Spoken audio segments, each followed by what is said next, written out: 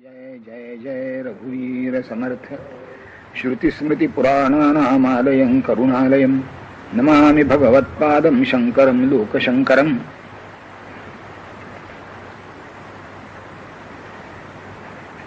काल आपण विचार केला की ब्रह्म जे आहे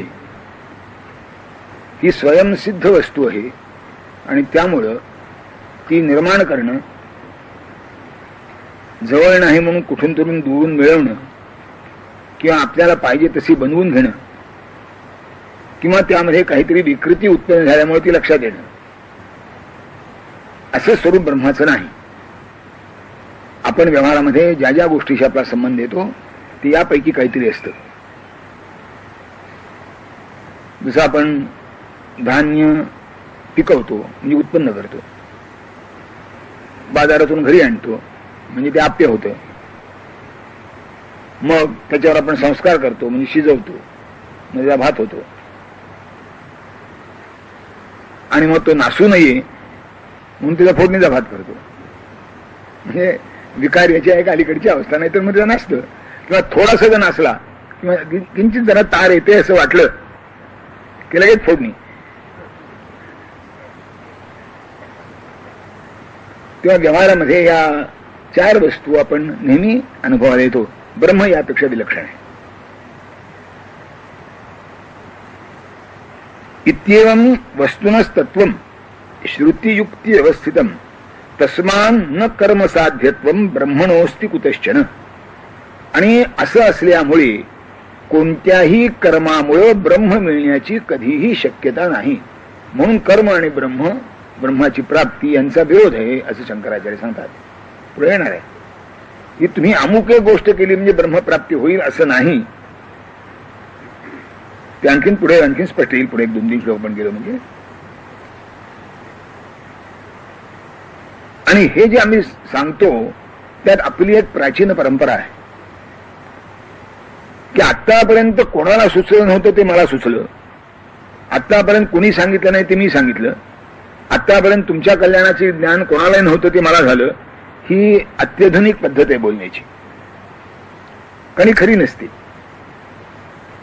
मनुष्य जातीचा जन्म लाखो वर्षाचा आहे, तर त्या लाखो वर्षामध्ये माणसाचं कधी कल्याण झालंच नाही, माणसाचं कल्याण कोणी केलंच नाही, माणसाच्या कल्याणाचे उपाय कोणाला सापडलेच नाहीत, हे म्हणणं म्हणजे बौद्धिक अहंकाराची परिसीमा आहे.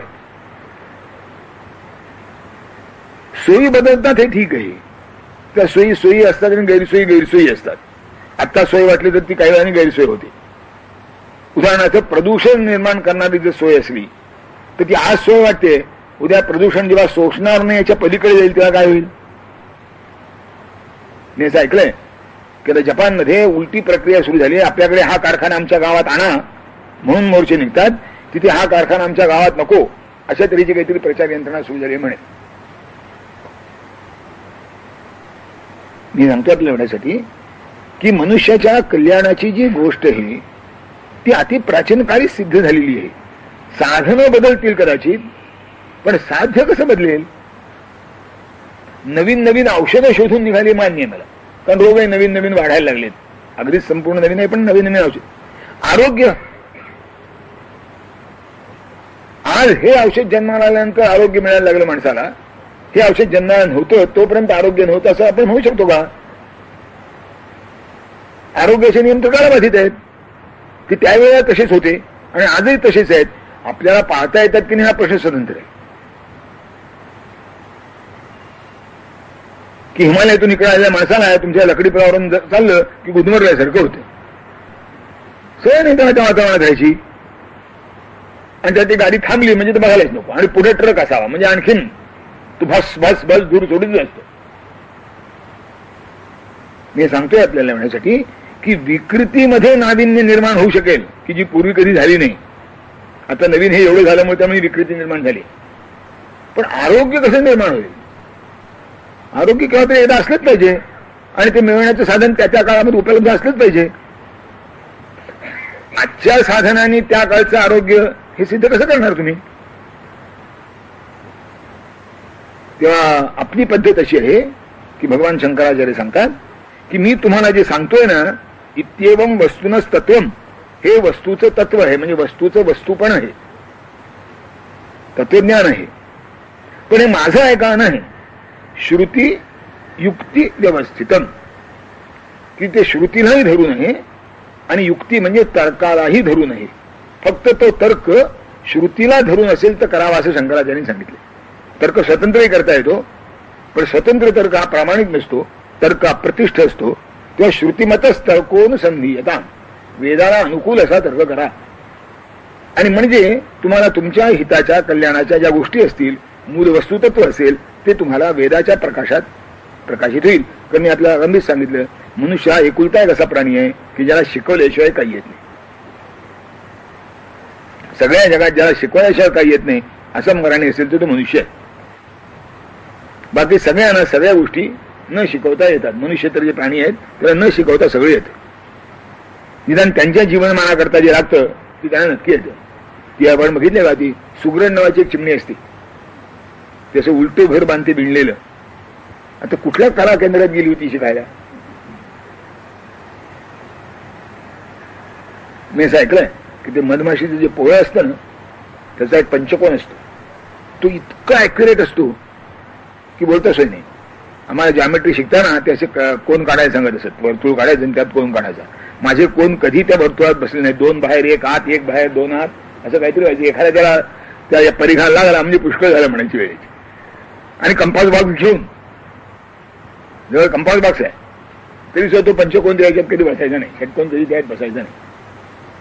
ती मधमाशी आणि त्याचे पुन्हा गणित सांगितले त्यांनी की तेवढ्या जागेमध्ये जास्तीत जास्त ती छिद्र बसावी, म्हणून त्याचा कोण जसा असावा तशी ती मधमाशी बरोबर करते. ते गणित तिनं कसं केलं तिला उपजत ज्ञान. माणसाला मात्र कॉन्ट्रॅक्टर लागतो, इंजिनियर लागतो, आर्किटेक्ट लागतो, तरी पुन्हा भानगडी होतात त्या होतातच. म्हणून माणसाला शिकवावं लागतं. आता हे शिकवायला वेदा इतका प्रामाणिक ग्रंथकार कोण आणायचा, ग्रंथ कोण आणायचा? सगळ्यात प्रामाणिक, निरपेक्ष.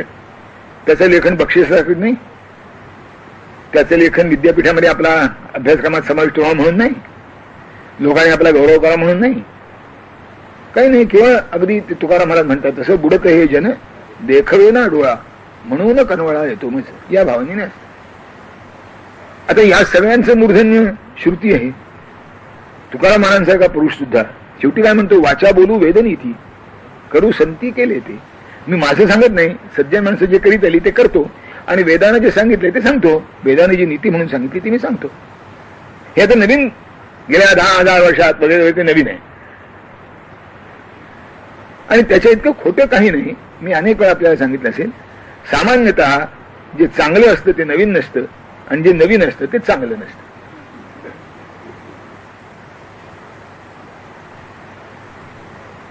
तेव्हा शंकराचार्य म्हणतात की श्रुती युक्ती नाही असं नाही, बुद्धी नाही असं नाही, तर्क वापरायचा नाही असं नाही, वापरायचा.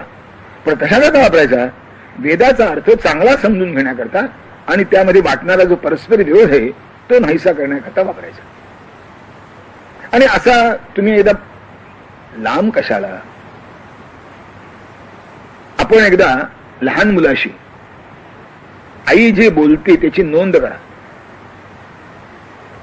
वाढत्या वयाचं जे मूल आहे त्याच्याशी आई जे बोलते त्याची नोंद करा. त्यात विसंगती नाही आढळली तर मला विचार. किती वेळा ती मुलंच बुद्धिमान असतात. काल तू असं म्हणाली होतीस असं म्हणतात, आज असं कसं म्हणतीस असं मुलं, आणि तोंडावर विचारतात. त्यांना ती भीडभाड काय नसते. मी काल तू असं म्हणाली होतीस, आज काय असं म्हणतीस.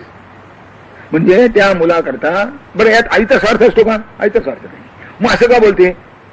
शेवटी अक्षरशः त्या मुलाचं हित या व्यतिरिक्त तिच्या अंतःकरणात काही नसतं. ही महिला मंडळात न जाणारी आई आहे.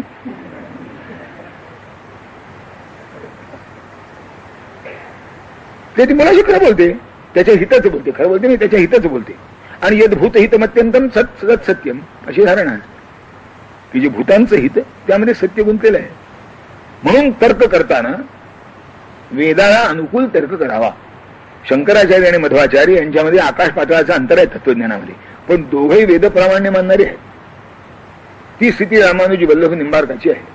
मग आत्मबुद्धीवादी काय म्हणतात, एका वाक्यातून जर इतके अर्थ काढता येत असतील तर त्या वाक्यालाच अर्थ नाही. आता हे शहाणपण आहे की नाही? म्हणजे कसं झालं, एका गव्हाचे जर इतकी पक्वान्न बनवता येत असेल तर गहू नावाची वस्तूच अस्तित्वात नाही असं म्हणण्यासारखं झालं. आणि असं होतंच की एका गव्हाचेच अनेक पदार्थ होतात आणि त्या सगळ्या पोटेन्शियालिटीज त्या गव्हामध्ये असतात, म्हणून तर होतं. नाही तर गव्हाच्या दुसरं काहीतरी आपण बघा ना, नाही गहूच लागतो. इतकंच नाही तर विशिष्ट पदार्थाला विशिष्ट जातीचा गहू लागतो पुन्हा, म्हणजे गहू सामान्यात सुद्धा पुन्हा विशेष आला. तसं हा फरक का पडतो? त्याचं कारण आहे आम्ही ऐकणारे जे हो त्यांच्या लायकीत फरक आहे. सांगणाऱ्याच्या योग्यतेत नाही, ऐकणाऱ्याची जी लायकी आहे. आईच्या बोलण्यात विसंगती का आली? तिला आठवत नाही म्हणून, तिचं स्मृतीभ्रंश झालाय म्हणून नाही, त्या लेकराचं हित त्या त्या परिस्थितीमध्ये वेगवेगळ्या गोष्टी गुंतलेलं असतं आणि ते लेकरू असं अडाणी आहे की ते चांगलं असं सांगितल्याशिवाय ते ऐकत नाही. मग आता काय करणार आई? म्हणून आपल्या शुकस्तुतीमध्ये यदंघ्रेनुध्यान समाधिधौतया धियानुपश्यन्ति तत्त्वात्मनः, की त्याच्या चरणकमलाच्या ध्यानाने शुद्ध झालेली ज्यांची बुद्धी आहे त्या शुद्ध बुद्धीने ते आत्मतत्वाचं अवलोकन करतात, आत्मतत्वाचा त्यांना साक्षात्कार होतो. पण वदन्ति चैतत् कवयो यथा रुचम समे मुकुंदो भगवान प्रसीदताम, जशी ज्याची रुची असेल तसं तो बोलतो. ही सांगणाराचीही आणि ऐकणाराचीही. त्याला जेवढं परवडत असेल, त्याला जेवढं पचत असेल तसे बोलणार. आता द्वैतच जर त्याला पचत असेल तर अद्वैत सांगून काय उपयोग? मी आपल्याला कालच सांगितलं ना की ज्याची योग्यता नाही, अज्ञस्य अर्थप्रबुद्धस्य सर्वं ब्रह्मेति यो वदेत महानरक जालेषु सतेन विनियोजिता. नरकात वाटेल लावा त्यांनी. अरे काय सांगणार? अद्वैत खोटं. आणि मग तुकाराम महाराज सांग, अद्वैत येतो माझे नाही समाधान, पुढे टोक जळो माझी ऐशी बुद्धी, मज घाली तुझ मधी, आवडी हे विधी निषेधीच चांगली. म्हणजे तुझ्या अशी एकरूप करणारी जी माझी बुद्धी आहे, तू मी एक असं समजणारी जी माझी बुद्धी आहे ती जळून जाऊ दे म्हणते. काय कट्टर द्वैत आहे, मध्वाचार्यांच्या पलीकडे काय म्हणलं तरी चालेल.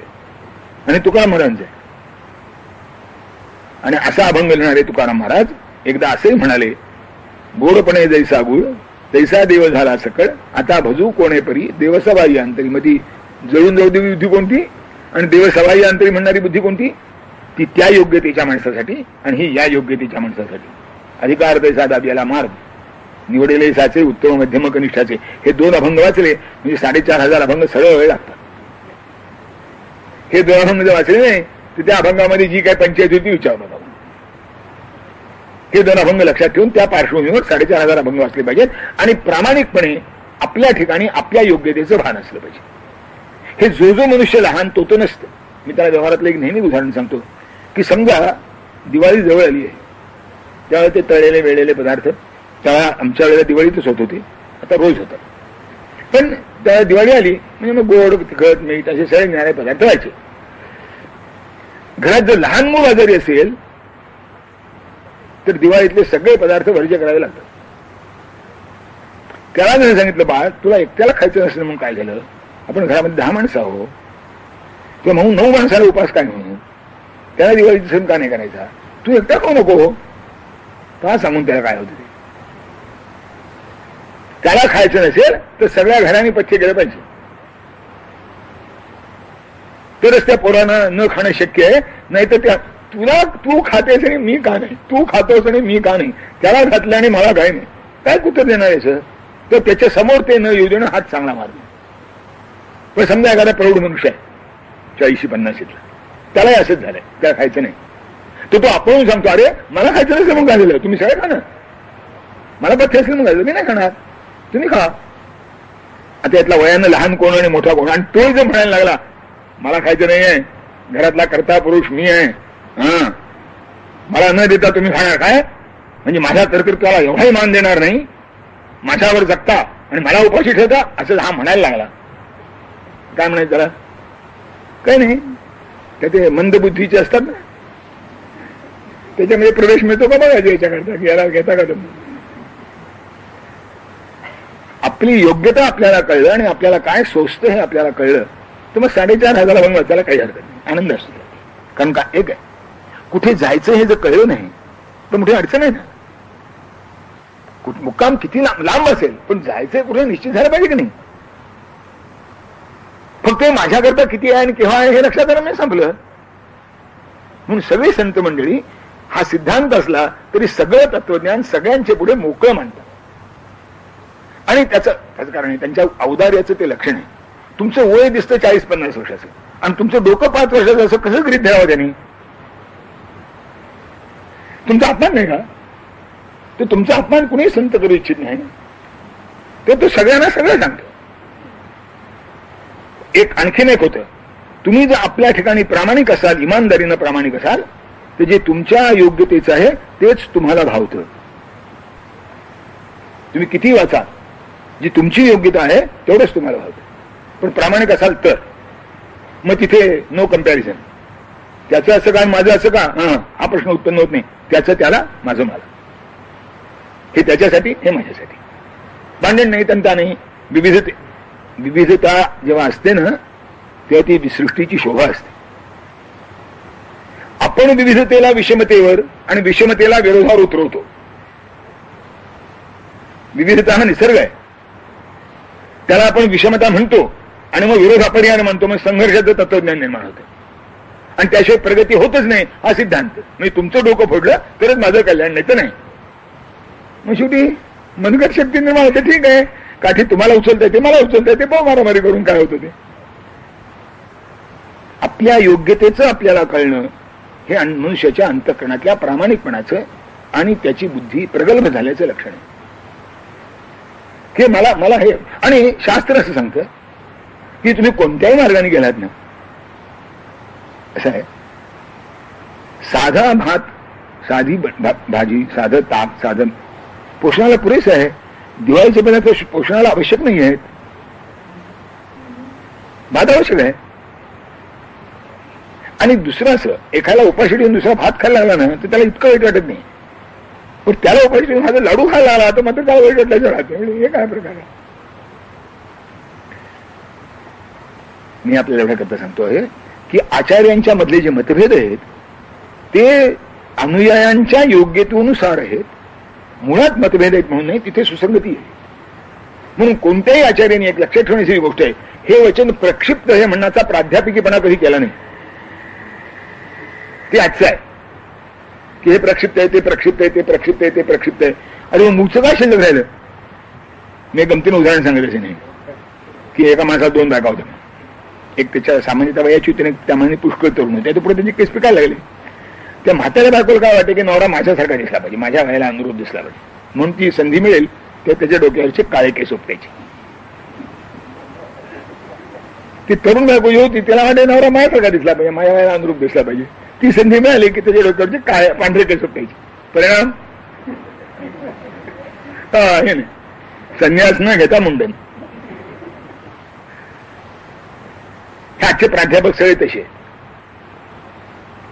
याकडे खोटं सांग नाही, खरंच सांगतो. त्या गीतेवर अनेकांनी लिहिलंय. आधी पाश्चात्यांनी लिहिलं आणि आता आपण लिहायला लागलो. त्यात एक विद्वान म्हणतो की गीता ही अर्जुनाला युद्ध करण्याकरता सांगितलेली असल्यामुळे ती कर्मयोगपर आहे. ज्ञान आणि भक्ती त्याच्यात मागून आली. तर्कशास्त्र आहे की नाही? बरोबर सांग, खरं आहे. दुसरा म्हणतो गीता हे उपनिषदाचं सार असल्यामुळे, उपनिषद ही ज्ञानप्रधान असल्यामुळे गीतेमध्ये ज्ञान महत्वाचं आहे, कर्म आणि भक्ती त्यात मागून आली. तिसरा म्हणतो की ही वासुदेव संप्रदायाची मूळ असल्यामुळे, कारण कृष्ण आहे त्याचा वक्ता आणि वासुदेव संप्रदाय हा भक्तिमार्ग प्रधान आहे, म्हणून भक्ती त्यात मुख्य आहे, ज्ञान कर्म त्यात मागून आलं. म्हणजे एकाच्या कर्माप्रमाणे म्हणजे आपल्या सगळ्यांच्या कर्माप्रमाणे, एकाच्या कल्पनेप्रमाणे कर्म शिल्लक राहिलं, ज्ञानभक्ती गेली. दुसऱ्याच्या मताप्रमाणे ज्ञान शिल्लक राहिलं, कर्मभक्ती गेली. तिसऱ्याच्या मताप्रमाणे भक्ती राहिली, ज्ञानकर्म गेलं. म्हणजे गीता राहिली कुठं? संजीव वाचन, धृतराष्ट्र वाचन, बस. बाकी कारण त्यात ज्ञान नाही, भक्ती नाही, सामान्य असतं. निदान धृतराष्ट्र वाचन माहिती नाहीच काही. म्हणजे धृतराष्ट्र वाचन एवढीच गीता शिल्लक राहिली, ज्ञानकर्म भक्ती गेली. काय प्रकार आहे हे? मी एवढ्या करता आपल्याला सांगतो की आचार्यांच्या तत्वज्ञानामध्ये जी विसंगती वाटते ती खरी विसंगती नाही. या अधिकार पैसा दाबियाला मार्ग आहे, चालत आहे मग कळवळती आहे. आणि म्हणून हे आचार्य, ते आचार्य, ते आचार्य, हे ते आचार्य आपल्या ठिकाणी वंदनीय आहेत. आता कधीतरी आवेश होतो, आता प्रचारकाला येणारच. कारण तसा प्रचार केल्याशिवाय माझ्या घरी उतरत नाही, त्याला काय करणार? ते आपल्याकडे म्हण आहे की न बोलणाऱ्याची कस्तुरी खपत नाही, बोलणाऱ्याची गाजरं सुद्धा खपतात. म्हणजे स्वतःच्या वासाने घमघमाट निर्माण करणारी कस्तुरी सुद्धा न बोलणारा असला तर विकत नाही म्हणे. आणि गाजरं ते आजचं जाहिरात त्याचं सगळ्यात चांगलं साधन आहे की चांगली जाहिरात म्हणजे प्रेझेंटेशन. आता ह्या सगळ्याचा खर्च माझ्या डोक्यावर बसतो हे काही माझ्या लक्षात येत नाही. त्याचं वरचं रॅपर, त्याचं पॅकिंग, त्याची आणि ती जाहिरात पुन्हा ती मॉडेलिंग त्याच्या मागं. परवा कुठेतरी ऐकलं की एक लहान मुलं हे 8-9 वर्षाचं आणि त्याला कुठल्या तरी मॉडेलिंग करता 2 लाख रुपये मिळाले. 10 मिनिटाचं मॉडेलिंग. त्या 10 मिनिटातले प्रत्यक्ष जाहिरातीमध्ये किती सेकंद झाले कोणाला ठेवलं, पण एकूण मॉडेलिंग 10 मिनिटाचं झालं आणि त्याला त्याच्याकरता 10 मिनिटाच्या मॉडेलिंग करता त्या पोराला 2 लाख रुपये मिळाले. आता कशाला प्राध्यापकी आयुष्यभर केलीस काय अर्थ नाही झाला.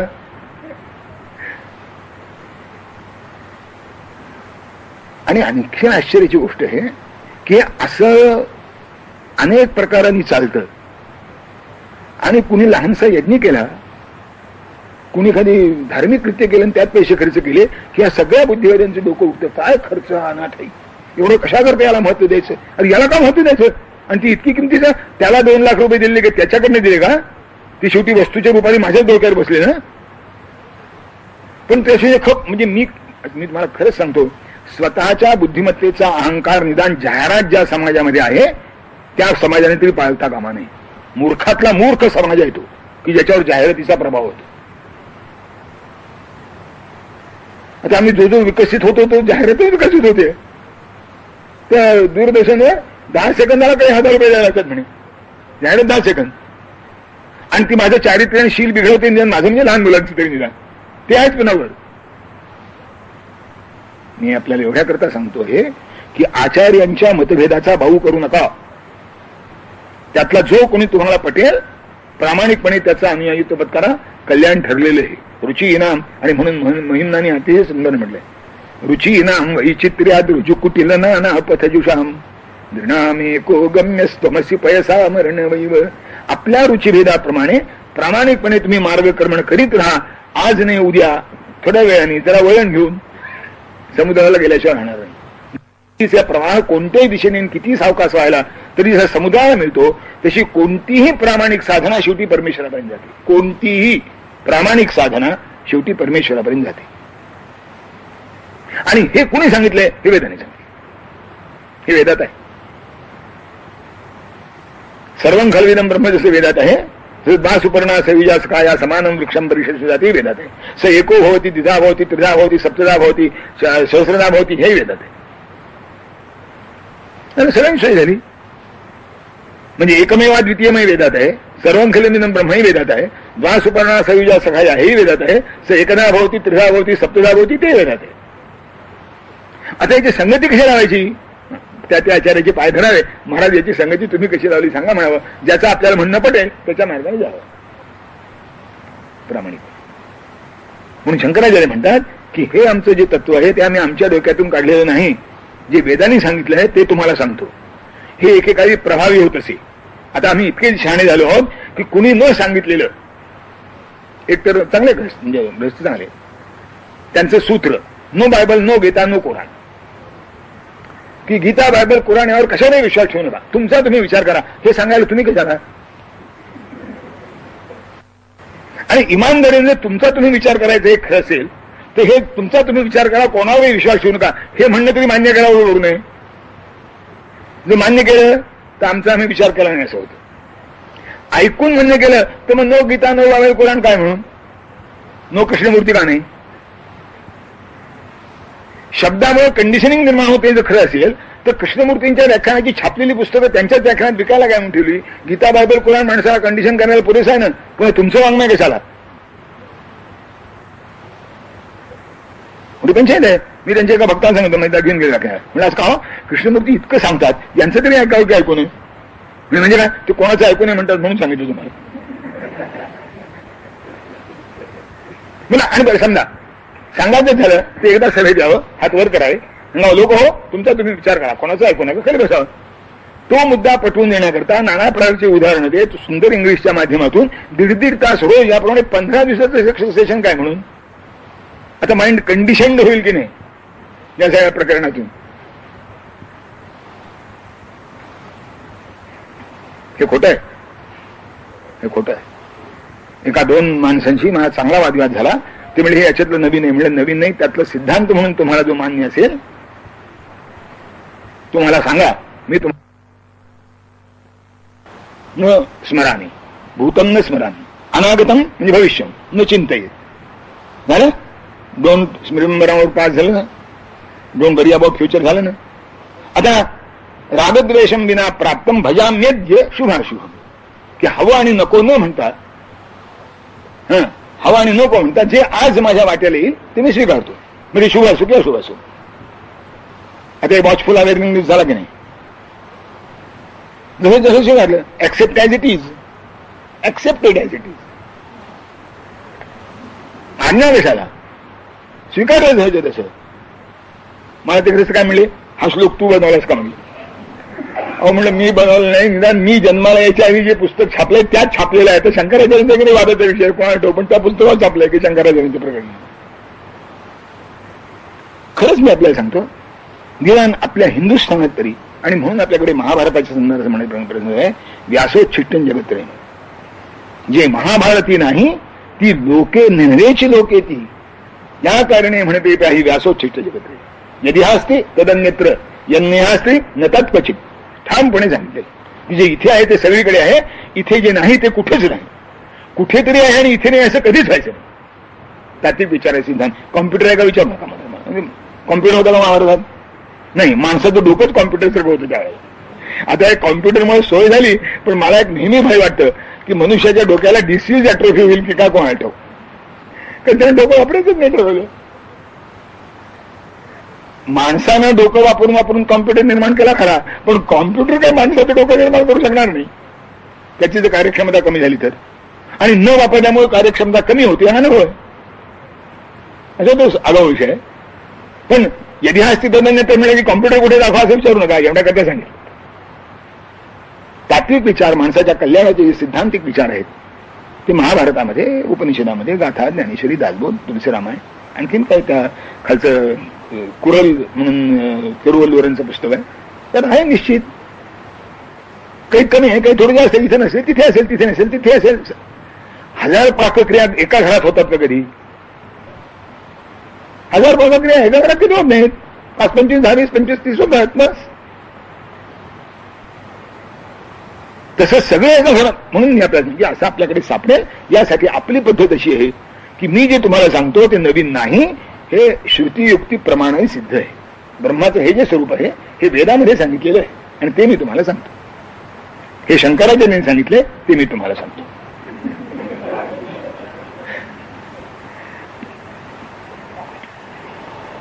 प्रत्यग ब्रह्म विचार पूर्वमुभयोर एकत्व बोधाद विना कैवल्यम पुरुषस्य सिद्ध्यति परब्रह्म आत्मता लक्षणम न स्नानैरपि कीर्तनैरपि जपैर्नो कृच्छ्र चांद्रायणैः नो वाप्यध्वर यज्ञदान निगमैः नो मंत्र तंत्र इरपी.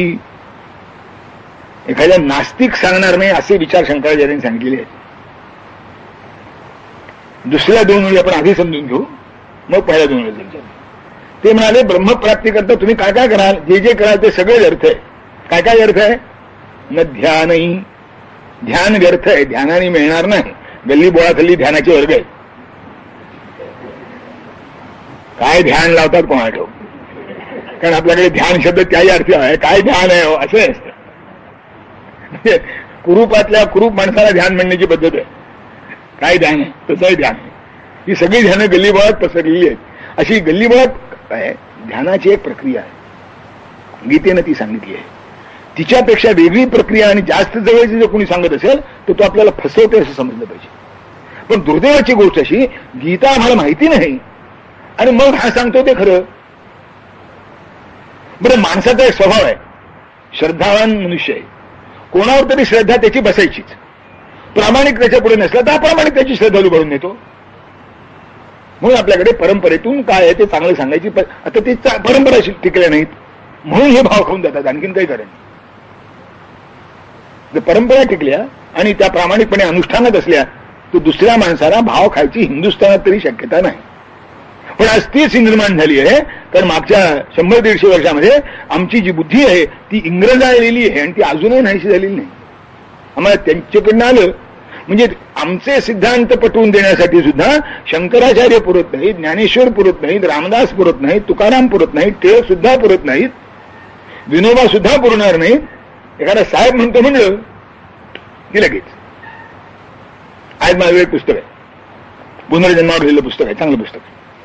आता आपली तर परंपरा 1000 वर्षाची पुनर्जन्म मानणारीच आहे.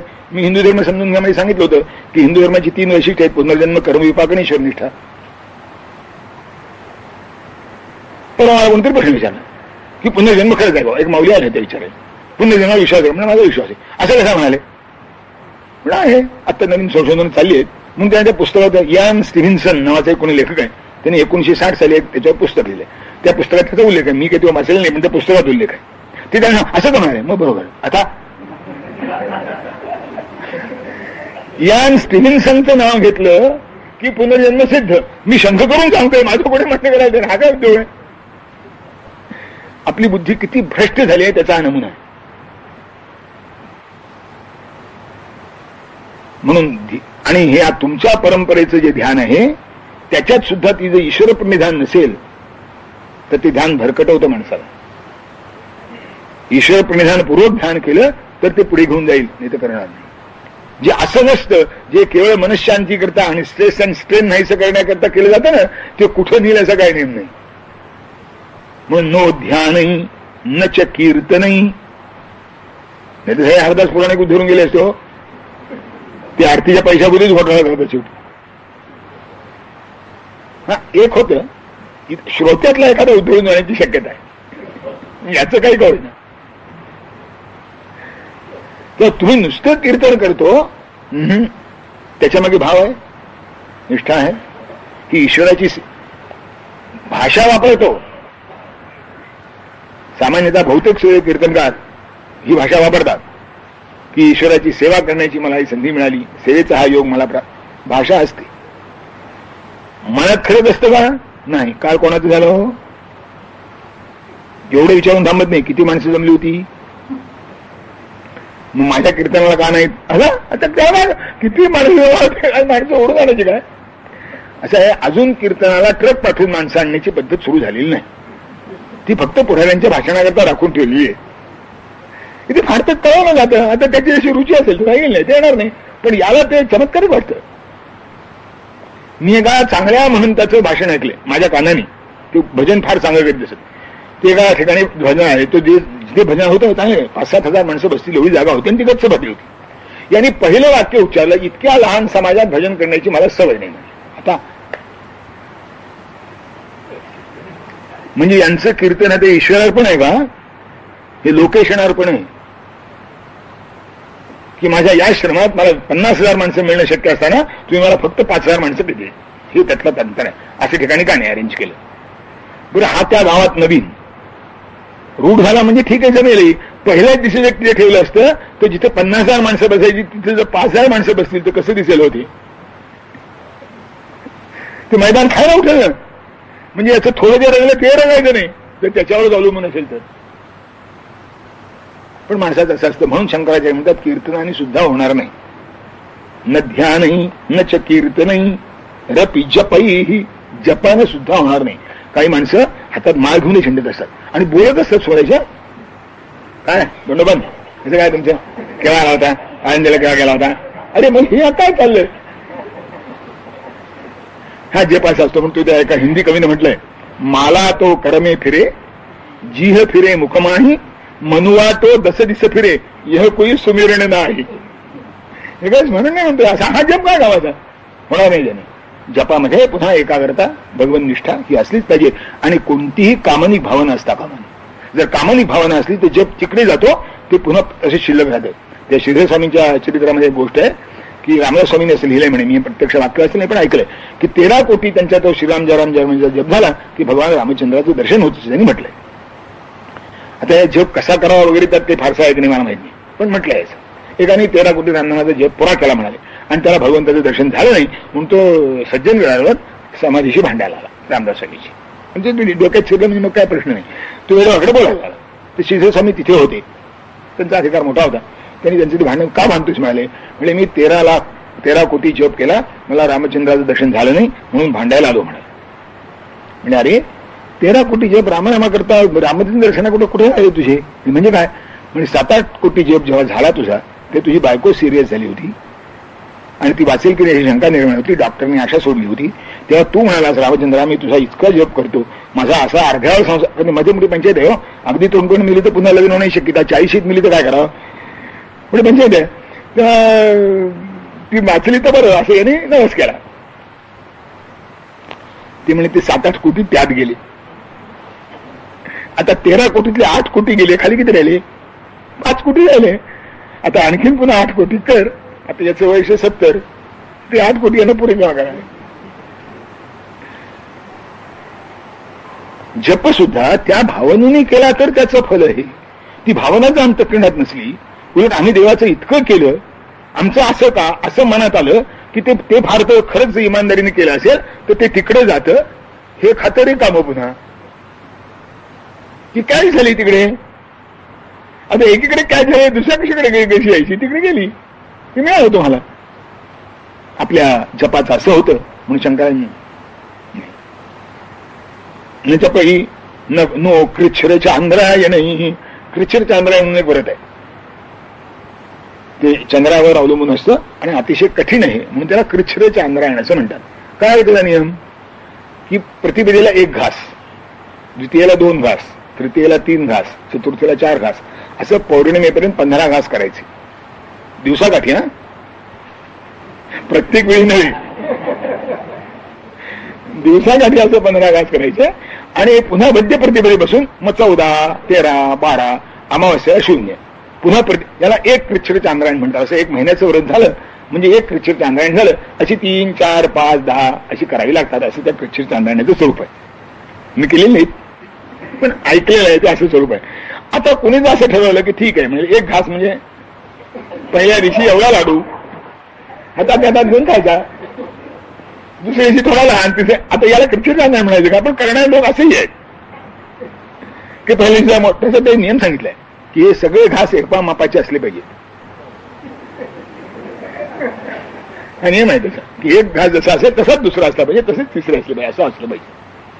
अशी कृच्छ्र चांद्रायण तुम्ही जर केलीत आणि कृच्छ्र चांद्रायणाच्या मागे तुमची भावना जर वेगळी असली तर शरीराला काय थोडा त्रास होईल. ती सवय नाही. एक तुम्हाला निश्चित सांगतो, माणसाचं शरीर इतकं परमेश्वराने बनवलंय, त्याला जे वळण लावावं ते लागते, जी सवय लावावी ती लागते, फक्त अभ्यास करावा लागतो, सगळ्या सवय लागतात. हे कसं होईल हे काय खरं नसतं. जर मनात असलं तर होऊ शकतं. आपण निष्ठेने केलं पाहिजे. ते काल आपल्या तितिक्षेच्या प्रकरणात गेलं, जे करायचं निष्ठेने केलं पाहिजे होतं, न करायला काय झालं. तेव्हा कृच्छ्र चांद्रायणासाठी तुम्ही व्रत केली नाही व्हायचं. नो वाप्यध्वर यज्ञ दान निगमही, यज्ञ केलेत, होम केलेत, हवन केलीत, दानधर्म केलात नाही होणार. निगमही वेदांचं पाठन केलं नाही होणार. नो मंत्र तंत्र इरपी, ती वाममार्गाचे आहेत मुख्य लोक, त्यांचं तंत्रावर फार भर, काही लोकांचा मंत्रावर भर असतो. मंत्रांची अध्ययन केली, मंत्रांच्या अध्ययनी एखादा भूत प्रेत पिशाच किंवा काली कराली बगलामुखी वगैरे त्या प्रसन्न होतील. ब्रह्माची प्राप्ती हवी असेल तर ती त्या मंत्राने होणार नाही, ती तंत्राने होणार. मग कशाने होईल म्हणाले. अरे प्राप्त करून घेण्यासाठी वस्तूच नाही आहे, ती आहेच. आणि आहे म्हणजे किती आहे त्याचं अगदी आपल्याला चकित करणारे वर्णन पहिल्या 2 श्लोकात 2 ओळीत शंकराचार्य करतात. प्रत्यग ब्रह्म विचार पूर्व मुभयोर एकत्व बोधाद विना कैवल्यम पुरुषस्य सिद्ध्यति परब्रह्मात्मता लक्षणम. पुरुषस्य परब्रह्मता लक्षणम कैवल्यम सिद्ध्यति. की पुरुषाला व्यक्तीला परब्रह्मात्मता परब्रह्माशी एकरूपता असं जे कैवल्य आहे, अशी जी मुक्ती आहे, असा जो मोक्ष आहे, अशी जी ब्रह्मप्राप्ती आहे ती पुरुषाला असते, सिद्ध असते. कशी. जीव ब्रह्माचं ऐक्य या कल्पनेतून सुद्धा नाही. प्रत्येक बोध त्याच्या वाचून सुद्धा. प्रत्येक बोध म्हणजे इंद्रिय प्रवृत्त. मागे गेले आपण दमाचा आणि क्षमाचा विचार केला त्या इंद्रियांच्याकडे जाणारी जी विषय इंद्रिय प्रवृत्ती आहे ती वळवून मागे अंतर्मुख करायची अशा तऱ्हेची धारणा आहे. आपल्याला अंतर्मुख वृत्ती आपण पर ऐकलंय किंवा उपनिषदांनी सांगितलंय की परांच्या खाणी देतन स्वयंभू, आता परान पश्यती नांतरात्मन, की भगवंतांनी बनवतानाच इंद्रिय बहिर्मुख बनवली आहेत म्हणून त्याला आत्मनात्म्याचं दर्शन होत नाही. यासाठी त्यांची जी शक्ती आहे ती अशी आत ओढून घ्यावी लागते, जी एनर्जी अशी स्टोअर करावी लागते आणि ती इकडे तिकडे जाणार नाही याची काळजी घ्यावी लागते. तशी तुमची आत्मशक्ती जी आहे ती इकडे तिकडे जाणार नाही, ती सगळीच्या सगळी युटिलाइज होईल याच्याकरता ती अंतर्मुख करावी लागते. त्याला म्हणतात प्रत्येक ब्रह्मविचार, की उलटून घेऊन ब्रह्माची विचार, त्याची आवश्यकता नाही, सोयीसाठी नाही. आणि जीवशिवाचं ऐक्य त्याची आवश्यकता नाही. का? ऐक्य निर्माण होण्याकरता आपण चांगले पासून पाहिजे. अरे भेटी तुटी असली तर भेटी ना, तुटी नाहीच मग भेटी कशाला? आता हे समजायला कठीण आहे. त्या राधेच्या कृष्णाच्या समाजात मी आपल्याला सांगितलं असेल, एकदा राधा म्हणाली म्हणे कृष्णाला की कृष्णा, मी 10 वेळा म्हणते कृष्ण माझा आहे, कृष्ण माझा आहे, कृष्ण माझा आहे, तू एकदाही म्हणत नाहीस राधा माझी आहे म्हणून. असा निष्ठुर कसा तू? त्यामुळे ती मैत्रिणी मला चिडवतात की तुझंच लढवपणा, त्याला कुठे त्याची किंमत आहे असं म्हणतात म्हणाले. कृष्णाने काय उत्तर दिलं मला माहित नाही, पण एक उत्तर माहिती आहे, पण ते कृष्ण नेमकं उत्तर दिल्याचा काही भरोसा नाही. कृष्ण गंभीर झाले म्हणे आणि ते म्हणे राधे, राधा माझी आहे म्हणण्याकरता सुद्धा जे द्वैत लागतं ते तरी आपल्यात कुठे, मीच राधा आहे. आता राधा माझी आहे कसं म्हणू? राधेचं समाधान नक्की झालं असलं पाहिजे, पण ती त्या योग्यतेची होती. आता माझं म्हणणं सुद्धा जिथे झेपत नाही आणि आपण मीचं अनुष्ठान किती वेळा करतो मला सांगा? मी आहे, मी आहे, मी आहे असं किती वेळा म्हणतो? किंवा मी आहे याचं स्मरण आपल्याला किती वेळा असतं? मी याचं स्मरण काहीतरी दुसरं निमित्त होतं तेव्हा होतं. आपल्या घरी आपण आलो, दार छटक करतो, कोण आहे? मी आहे. म्हणजे कोण आहे? त्याला नवऱ्याला असं वाटत असतं की माझ्या पायालाच्या चालणीवरून मी ओळखावं किंवा ठकठक करण्याच्या पद्धतीवरून ओळखावं. कोण आहे विचारण्यात सुद्धा आपला अपमान झाला असं त्याला वाटत असतं. मग तो ओळखून होतो मी आहे. पुष्कळ वेळा काय होतं तिच्या तेही लक्षात येत नाही. ती म्हणजे मी कोण? संप्रदाय मग अमुक अमुक अमुक अमुक हे आपण मागून सांगतोय, ठीक आहे, पण मी आहे, मी अमुक अशी जाणीव आपल्या अंतःकरणात सतत असते का हो? कुणी असं विचारलं म्हणजे असते बरोबर, म्हणजे द्वैत आलंच. पण जेव्हा असं कोणी विचारणार कोणी नसतो तेव्हा मी असताना स्फुरण नसतं का? स्फुरण, मीच स्फुरण सतत असतं का? म्हणजे जाणवतं का मीच आहे, मी अस्तित्व आहे, पण मीच स्फुरण आहे का? मीच स्फुरण नाही. ब्रह्म असं आहे, ब्रह्म असं आहे म्हणून ते पहिल्या सांगते की आप्य नाही, संस्कार्य नाही, विकार्य नाही, उत्पाद्य नाही, ते आहे म्हणून समजावं म्हणून मी एक कल्पना सांगतो की ब्रह्म हे चित्र नाही, ब्रह्म हे शिल्प आहे. चित्रामध्ये बाहेरच्या रंगावून लावावे लागतात, शिल्पामध्ये नको ते काढून टाकावं लागतं. आत आहेच, मूर्ती आत आहेच, फक्त काढण्याचं कौशल्य जितकं चांगलं तितकं मूर्तीचं सौंदर्य चांगलं.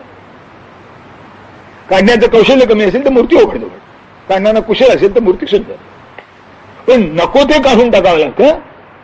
आहे ते निर्माण, पाहिजे ते निर्माण करायचं नसतं, नको ते काढून टाकणं ते पुढे येणार आहे. ज्ञानादेव तु कैवल्यम इति श्रुत्या निगद्यते ज्ञानस्य मुक्ती हेतुत्वम अन्यव्यावृत्तीपूर्वकम.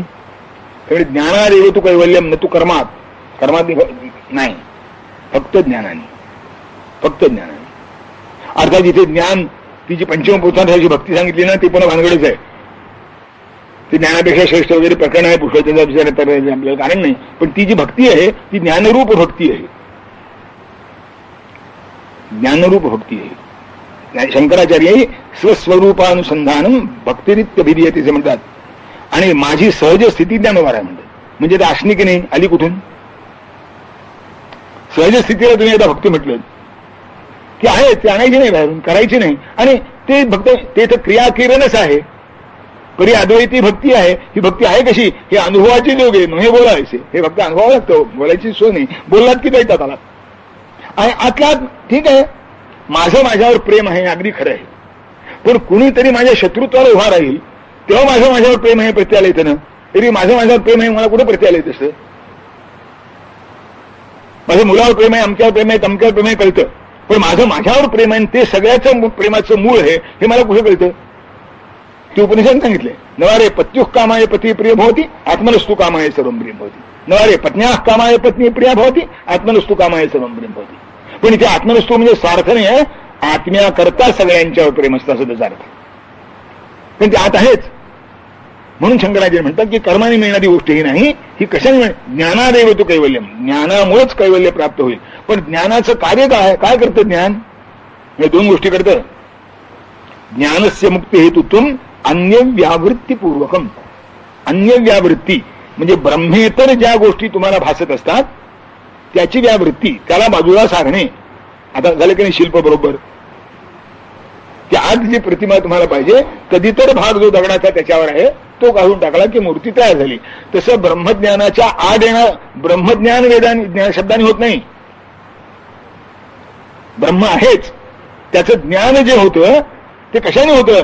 कधीतरी ज्या गोष्टी तुम्ही जेव्हा काढून टाकाल साधनेच्या बळावर तेव्हा ब्रह्मज्ञान होतं. कधीतरी गोष्टी कोणत्या? आता आपल्याला माहितीये, कामश्य क्रोधश्य लोभश्य मोहश्य सगळी ती पैठणच्या पैठण आहे, आणि एकदा ती आली म्हणजे मग ती तेवढी राहत नाही. ते पूर्वीच्या काळासारखं आहे की सुवासिनीला आमंत्रण दिलं की तिची असतील तेवढी लेकरं तिच्या बरोबर यायची, घरीच धरावं लागत असे. तर आजचा काळ वेगळा. रिसेप्शनला बोलवलं की पोराला घरात घालतात, कुलूप घालतात दाराला, दोघं जण खाऊन येतात स्कूटरवर बसून. Modern civilisation. काही काही नाही, ती माऊली जायची नाही, त्यावर तिची सगळी लेकरं जायची आणि ती तशी यायची हे बोलवणाऱ्यानं घरीच धरलेलं असायचं. त्यालाही त्यात संकोच नसायचा. मी सांगतो एवढ्यासाठी की एक पत्करलं की त्याच्या मागोमागचं ते सगळं लटामं पत्करावं लागतं, दुसरा मार्ग नाही त्याला. तेव्हा एकदा द्वैत पत्करलं की त्याच्या मागे जे सगळे ते सगळं पत्करावं लागतं. द्वैताचा नाश करायचा असेल तर ब्रह्माचं ज्ञान व्हावं लागतं, आणि ब्रह्माच्या ज्ञानाच्या आड हा अहंकार सगळ्यात पहिला आहे. नवल अहंकाराची गोटी. किंवा ज्ञानेश्वर महाराज याच्यापेक्षा येथ जाणीव करी तोची नाही, आथिलेपण मिरवी तो चिवणे, आम्ही झालो ऐसे जो म्हणे तो काय. मला ब्रह्मज्ञान मला झालं म्हणण्यातच ब्रह्मज्ञानाचा अभाव सिद्ध होता. आणि अगदी खरं आहे. हो, आपण पुष्कळ प्रवासाला किंवा काही कार्यक्रमाला जातो, 5-6 लोक अशी झोपलेली असतात, गप्पा मारत असतात. गप्पा मारता मारता कोणातरी झोप लागते. हा बोलणारा जागा असतो, ऐकणारा झोपलेला असतो. त्याची तर खरं 9 वाजताची वेळ टळून गेलेली असते. असं आहे. तो झोपतो. हा दादा काय म्हणतो, पण झोप लागली वाटतं. तो म्हणतो हो. आता तो जो हो म्हणला तर झोप लागली असं लक्षण आहे का त्याचं? बरं नाही म्हणला तरी झोप लागली का नाही? मौन खरं असलं तर मात्र झोप लागली खरं, सोंग केलं तर मात्र मिश्र. तेव्हा मला झोप लागली आहे असं म्हणणं किंवा असं कळणं हे झोप न लागण्याचं लक्षण आहे. हे जर झोपेत कळतं तर ब्रह्मज्ञान काय काय लागतं? त्या झोपेला ब्रह्मानंद सौदच म्हणतात. त्या ज्ञानाने काय होतं? अन्य व्यावृत्तीपूर्वकम, जे ब्रह्मालाशी अनुकूल नाही असं जे सगळं आहे ते बाजूला करीत करीत करीत करीत शेवटी ब्रह्मापर्यंत येऊन असतो. आणि ब्रह्मापर्यंत आला आता त्या आनंदाला पारावा आहे असं होतं. यथाग्रे स्त्रीणकूटस्य तेजसस्तिमिरस्य च सहयोगो न घटते तथैव ज्ञान कर्मणो. कोणाच्या निंदास्तुतीची पर्वा न करता, लोक कोण कसा आक्षेप घेतील याची पर्वा न करता शंकराचार्य अगदी ठामपणे सिद्धांत सांगतात. पण हा अंतिम सिद्धांत आहे, आरंभीचा नव्हे, अंतिम सिद्धांत आहे. की जसं आपल्याला माहिती आहे ना, तो PhDचा गाईड आहे ना, तो मदत किती करतो परमेश्वर झाले. तो लागतो हे खरं, पण मदत किती करतो? जे PhDला बसलेले त्यांनी आपापला अनुभव सांगा. मी ऐकलंय पुष्कळ. काही करीत नाही, जास्तीत जास्त करतो काय त्याला इंग्रजीत एक म्हणतात dashing the T's and dotting the I's. एवढं करतो. म्हणजे इंग्रजीमध्ये टी आणि आय ही दोन जे अल्फाबेट्स आहेत ना, ते टीला रेग मारावी लागते आणि आयवर टिंब द्यावं लागतं. त्या आयवर टिंब दिलं नाही तर NMU सगळे सारखेच दिसतात. ते टिंब दिलं म्हणजे तो आय दिसतो. ते टीला फोडलं नाही तर तो एल सारखा दिसतो. किंवा खाली DB असती ती अशी वर जाते पुन्हा. ते तसंच लागतं. ते फोडलं म्हणजे ते टी होते. तोपर्यंत ती तशी असतच नाही असं म्हणतात. मला इंग्रजी करणार नाही पण असं आहे काहीतरी. त्या जास्तीत जास्त तेवढं करतो आणि सांगत. आणि काही प्रामाणिक आहेत ते काय तुझं तू शोध. मी तुला पुस्तकाचं नाव सांगतो बरं का, नाही तर ते सांगतात लायब्ररीत जा आणि या विषयावर कोणकोणती पुस्तकं आहेत ती पहा आणि वाच आणि मग मला भेट. म्हणजे तुझं तू बघ. हे पीएचडीच्या माणसाला तुझं तू बघ. आत्मीय म्हणजे आत्मयो बंधू आत्मीय बरी पुरात्मा नाही, तुझं तू बघ. आता ते मॉन्टेसरीतलं पोर तुझं तू शेक, आता तुझं तू शेक म्हणून काय झालंय, त्याला अक्षरशः बोंडले धरून शिकवावं लागतं. बोंडले धरून शिकवा. जे सायासे स्तन्यसेवी ते पक्वान्ने केवी जेवी. तो हा जो सिद्धांत आहे हा सायासे स्तन्यसेवी त्यांच्याकरता नाही, तिथे जे आहेत त्यांच्याकरता आहे की तिथे ज्ञान आणि कर्म यांचा विरोध आहे. शिकवून ऐकणं याचा विरोध आहे पीएचडीला. त्याने शोधून काढलं पाहिजे आणि फक्त कन्फर्म करून घेतलं पाहिजे त्याच्याकडनं की मला एवढं वाटतं बरोबर आहे ना, हा हे बरोबर, हा पीएचडीचा विद्यार्थी. गुरुजी तुम्ही सांगा ना. मग तसंही आहे की आपणच प्रबंध लिहितात आणि सबमिट करतात, उलटही करतात. विद्यार्थ्यांना लिहिलेला प्रबंध आपल्या नावावर खपवणारी आहेत. नागपूर विद्यापीठात मोठं प्रकरण झालंय त्याबद्दल. सगळ्या व्यावहारिक गोष्टी, मी सिद्धांताची गोष्ट सांगतो की सिद्धांतामध्ये तो जो अतिशय प्रगत अवस्थेतला विद्यार्थी आहे तो गुरुजी तुम्ही सांगा म्हणत नाही, मी असा विचार केला आहे, मला असं संदर्भ सापडले, त्याच्यावरनं माझं असं म्हणणं आहे, हे बरोबर आहे की नाही विचार, एवढंच शिल्लक झालं. आणि कित्येक वेळा गुरुजी नाही म्हणला तर गुरुजीला पटवून देण्याचाही प्रसंग येतो विद्यार्थ्याला. तो गुरुजी कित्येक वेळा खरं नाही म्हणतो, कित्येक वेळा खोटं नाही म्हणतो. खोटं नाही म्हणतो तेव्हा चांगला गुरुजी असतो, खरं नाही म्हणतो तेव्हा त्याला दुरुस्त करा पाहिजे. काय देणार असतं तसं त्याच्याजवळ. म्हणून शंकराचार्य म्हणतात की ज्ञान आणि कर्म यांचं द्वैत आहे. किती कसं, यथाग्ने तृणकूटस्य, अग्नी आणि गवताचा पंचका यांचं असं साहचर्य संभवत नाही की गवताचा पुंजकाही शिल्लक आहे आणि अग्नी शिल्लक आहे, अशक्य गोष्ट आहे. अग्नी तरी विझेल नाही तर गवताचा पुंजका तरी जळेल, दोन्ही एकत्र नांदणार नाही. तसंच तेजसच तिमिरस्यच, अंधार आणि प्रकाश यांचं जो वैर आहे, एक अंधार तरी राहील नाही तर प्रकाश तरी राहील, दोन्ही एकत्र राहणार नाही. जिथे प्रकाश आहे तिथे अंधार नाही, जिथे अंधार आहे तिथे प्रकाश नाही. त्याप्रमाणे सहयोगो न घटते, त्याप्रमाणे ज्ञान आणि कर्म यांचा सहयोग एकत्र राहणं कधी होणार नाही. म्हणून माणसाने काय करावं, संन्यसेत सुविरक्त सन ह्या मूत्रार्थ सुखात अविरक्तस्य संन्यासो निष्फलो त्याज यागवत. म्हणून माणसानं सुविरक्त सन, उत्तम तऱ्हेचं वैराग्य मांडल्यानंतर संन्यसेत, संन्यास घ्यावा, संन्यास करावा. ह्या मूत्र सुखार्थता, हे सुविरक्त हा कुठे, इह आणि अमूत्र, इहलोकीचं आणि परलोकीचं. इहलोकीचं प्रपंचात मिळणारं, परलोकीचं स्वर्गात मिळणारं.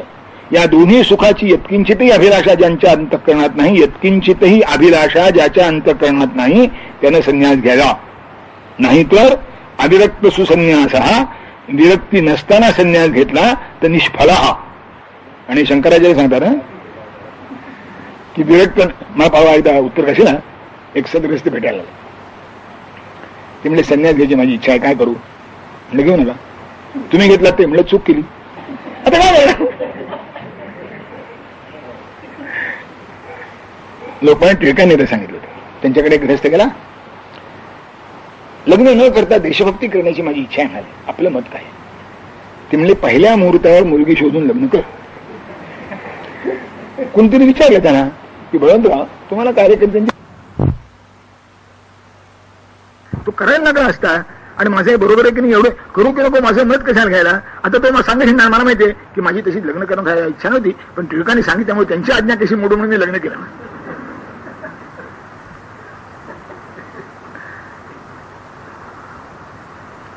विचारणारी माणसं याही नमुनेची असतात, नाही असं नाही. म्हणून शंकराचार्य ठामपणे सांगतात की वैराग्य अंतःकरणात जर नसेल, आसक्तीचा जर अभाव नसेल, आणि ती नुसती हे लोकांची नाही परलोकाची सुद्धा, आपण त्याच्यामध्ये थोडी की धनाशना दारेशण्याचीच नव्हे तर लोकेशनेची सुद्धा. धनेशा दारेशना तर नसावीच, पण लोकेशना सुद्धा नसावी. आता ती आहे की नाही ज्याचं जरा विचारलं पाहिजे. पण असते कुठेतरी, ते थोडं बोचत असतं माणसाला, यात काही शंका नाही. तो पाश कुठेतरी बांधलेला असतो, कारण ती अधिक सूक्ष्म आहे. धनेशा दारेशनेपेक्षा लोकेशना अधिक सूक्ष्म. ते सिझरचं एक सांगतात की तो नेहमी म्हणायचा मला स्तुती आवडत नाही, मला स्तुती आवडत नाही. त्याचा एक मित्र म्हणाला यांना स्तुती आवडत नाही असं म्हणणं आवडतं. स्तुती आवडत नाही म्हणाला काय करायला. आता स्तुती आवडण्याचं काय की नाही अधिक गंभीर आहे. म्हणून ज्याच्या अंतःकरणात वैराग्य आलेलं नाही, अविरक्तस्य तु संन्यासा निष्फलो अयाज्य यागवत, जे ज्या तऱ्हेचे याग करू नयेत त्या तऱ्हेचे याग केले ते अथर्ववेदामध्ये अभिचारादी पुष्कळ याग सांगितले, ते निषिद्ध सांगितले शास्त्रांनी. असे याग करणं हे जसं निष्फल आहे, त्याचा काही उपयोग नाही, तसा विरक्त नसताना संन्यास घेणं हे निष्फल आहे, त्याचा काही उपयोग नाही. कारण संन्यास हा एक ब्रह्मप्राप्ती, एक कैवल्य प्राप्ती त्याच्याकरता असला पाहिजे. बाकीचे कोणतीही आकर्षण त्याला कधीही असता कामा नये. संन्यस्य तु यतीं कुर्यात् न पूर्व विषय स्मृतिं ताम ताम तत्स्मरणे तस्य जुगुप्सा जायते यता. आणि असं संन्यास झाल्यानंतर मागे ज्याचे ज्याचे मोह निर्माण होत होते असं वाटतं, त्या मोह निर्माण करणाऱ्या सगळ्या गोष्टीचा त्यांनी त्याग केला पाहिजे. मोह निर्माण करणाऱ्या सगळ्या गोष्टीचा त्यांनी त्याग केला पाहिजे, कारण ते स्मरणच शेवटी त्याला प्रवृत्त करतं. म्हणून पूर्व विषय एकदा ते भोगलेले असतात, त्याचं सुख अनुभवलेलं असतं, ते पुढे उभं राहिलं घ्यावंसं वाटतं, खावंसं वाटतं, असं आहे ते. म्हणून मला अलीकडे पंचायत पडते नेहमी मी म्हणतो की मला उत्तर कशाला माझं काय होणार आहे कोणाटो, इथं वाईट सवयी लागल्या आहेत. आता तिथे गेल्यावर काय होतं कोणाटो, या सगळ्या पूर्व विषयाच्या स्मृती तिथे गेल्यावर लोकांनी बघा आहेत. माझ्या म्हणतं काय करू, झालंय करत असं. शंकराचार्य असं सांगतो की न पूर्व विषय, ती जी स्मृती आहे ती माणसानं आपल्या अंतःकरणात ठेवू नये. कारण त्याच्याविषयी जर खरंच तिटकारा असला तर ते स्मरण बाधत नाही. तिटकारा नसतो म्हणून स्मरण बाधतं. तिटकारा असला तर स्वीकार केला पुष्कळ काय होतं खरंच तुम्हाला सांगतो. दुसऱ्याला समाधान मिळत असेल तर का नको असा प्रश्न उत्पन्न होतो. त्याला हवं असतं म्हणून नव्हे, त्याला आकर्षण असतं म्हणून नव्हे, पण एवढ्याने जर याचं समाधान होतं आणि आपलं काही बिघडत नाही हे पहिली खात्री करून घेतली पाहिजे. आपलं काही बिघडत नाही याचं समाधान होतं, ठीक आहे चालेल. आता कोणी म्हणेल असं कसं, आता काय करणार. तेव्हा याची आसक्ती म्हणून ते पहिलाच अशी की याच्या अंतःकरणात आसक्ती असता कामा नये, नाहीतर मग गरजे काही नाही.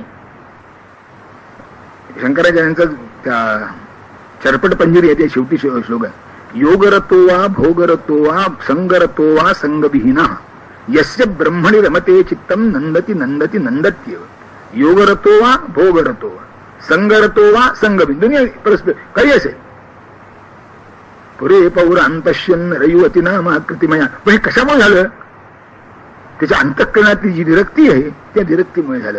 एरवी स्मरण म्हणजे पूर्वीचं स्मरण करू नये असं म्हणतात. मी माझ्या व्यक्तीचा अनुभव सांगतो, काही विसरलो नाही मी अजून, सगळं स्मरण आहे. पण ते स्मरण बाधक झालं असं अजूनही मला आठवत नाही. स्मरण सगळं आहे, काही विसरलं नाही. आणि विसरलो तर तुला ओळखणारच नाही, आणि ओळखलं नाही म्हणजे तू माझ्या पुढे वेड्यासारखा मी तुझ्या पुढे वेड्यासारखा, असं होत नाही. त्या स्मरण नाही याचा अर्थ सुद्धा असा आहे की त्या स्मरणाच्या मागे कारण चित्त हे स्मरण ठेवतं, ते मनाला संकल्प विकल्प होतं. तसं जर झालं नाही तर ते बाधक होते. म्हणून चित्तामध्ये स्मरण राहणं हा चित्ताचा स्वभाव आहे. जोपर्यंत चित्त आहे तोपर्यंत त्यात स्मरण राहणारच, जोपर्यंत मन आहे तोपर्यंत त्यात संकल्प राहणारच, जोपर्यंत बुद्धी आहे तोपर्यंत त्यात विवेक राहणारच, जोपर्यंत इंद्रिय आहेत तोपर्यंत विषयाचं ग्रंथी करणारच. याची स्थिती अशी आहे, असं हे पाहिजे, पश्यन श्रवण स्पृशन जिघ्रन नसनन गच्छन स्वपन श्वसन प्रलपन विसृजन गृह्णन उन्मिशन निमिषन्निपि इंद्रियाणि इंद्रियार्थेषु वर्तन्ते धिधारयन् मग नैव तस्य कृतेनार्थो नाकृते नेह कश्चन न चास्य सर्वभूतेषु कश्चिदर्थ व्यपाश्रय असं होऊ शकतं. आणि असं झालं पाहिजे हा त्या उपरतीचा अर्थ आहे. इतका उपरतीचा मोठा अर्थ आपल्याला न पचणार आहे. निदान केल्या कर्माचा प्रायश्चित्ताचा पुन्हा असं आपल्याकडून होणार नाही एवढी काळजी. म्हणजे उपरती आपण त्याला उपरती म्हणतो की झालं एकदा होऊन गेलं, चुकलं, बिघडलं, ते आता नको ते, असं जर मनापासून वाटलं तरी तोही उपरतीच आहे असं समजायला हरकत नाही. पुंडलिक वरदा हर विठ्ठल, श्रद्धेचा विचार पण उद्या. आता उद्या आणि परवा 2 दिवस सुट्टी आहे. 18 आणि 19. कारण 18 भरवशाचा नाही म्हणून आणि 19 निश्चित आहे म्हणून 18 आणि 19 2 दिवस सुट्टी आहेत. आपण आता 20 तारखेला पुन्हा भेटू. पुंडलिक वरदा हरी विठ्ठल मृज्ञानेश्वर तुकाराम महाराज की जय. जय जय रघुवीर समर्थ.